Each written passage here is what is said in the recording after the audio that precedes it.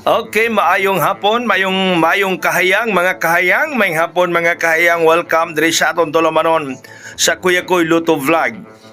May hapon ninyo diha mga higala ato mga suki karon. Ang atong resulta mga higala karon sa alas 5 may slide.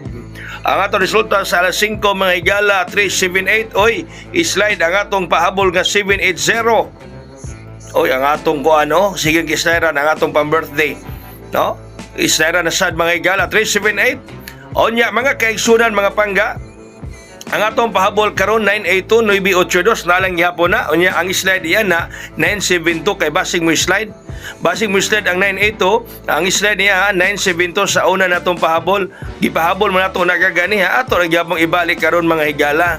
Unya ang ikaduha nato karon nga pahabol mga pangga para kaninyong tanan mao ang 130 nga pagka sold out pero pati ninyo kundi madala sa online sa Ace Online Pataya ari sa mga outlet no ay kalimot patada sa online sa Ace Online Pataya kada kung badaw piso madaog og 750 pesos do na po 3D o kon STL ang piso madaog og 700 pesos sa Ace Online Pataya may gala siguradong sure ball ka mga higala 130 pati dayon na para makapas pa di ka ma-sold out dito mga pangga mga kahayang.